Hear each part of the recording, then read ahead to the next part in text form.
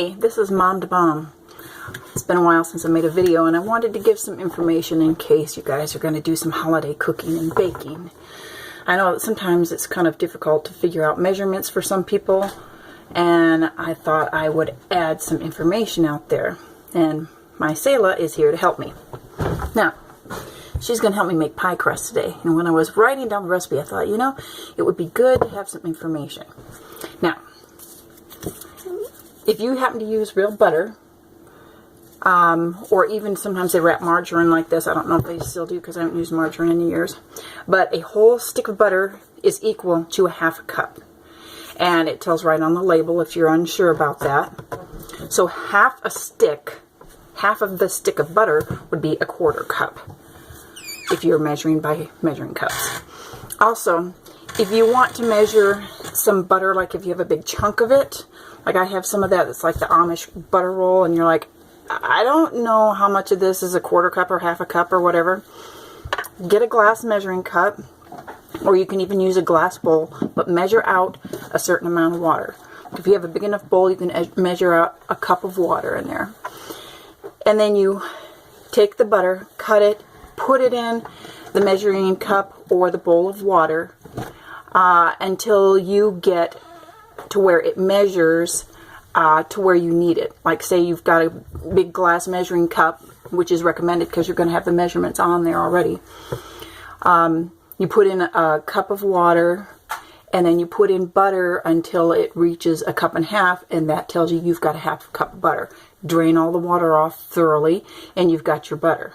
So it's maybe not the most understood or best method that maybe you would use, but it has worked for me effectively in the past. So instead of taking the butter and trying to cut it up and shove it all in a measuring cup, it's easier to just do that water displacement method. Also, I want to give you a few guidelines from my Better Homes and Gardens cookbook about weights and particularly measures so that your cooking will come out better. 3 teaspoons, not 2 like I used to think. 3 teaspoons equals 1 tablespoon. And 4 tablespoons is the same as a quarter of a cup, which in turn means 2 tablespoons is 1/8 of a cup. I have a little small 1/8 of a cup measuring cup, but if you don't have that, 2 tablespoons equals 1/8 of a cup. So 5 1/3 tablespoons is the same as a 1/3 cup, and that'll tell you on here if you're looking at measurements for butter.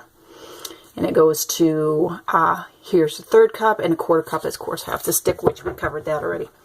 8 tablespoons are in a half a cup, which means 16 tablespoons equals 1 cup. Okay, and as far as liquids go, 1 cup is 8 ounces. 2 cups is 16 ounces, which is also called a pint. 2 pints equal 1 quart. A quart is 32 ounces. Okay, there's 4 quarts in 1 gallon. 1 gallon is 128 ounces.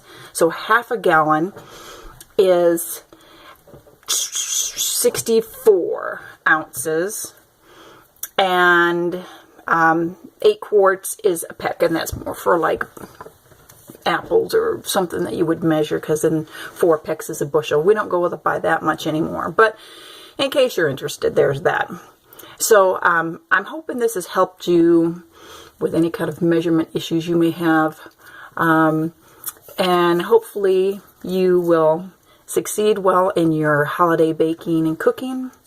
And give me a like if you appreciate this. Just thought it would be helpful. And thank you, Selah, for coming out to help me. We're going to make our pies now. Have a great holiday. Bye-bye.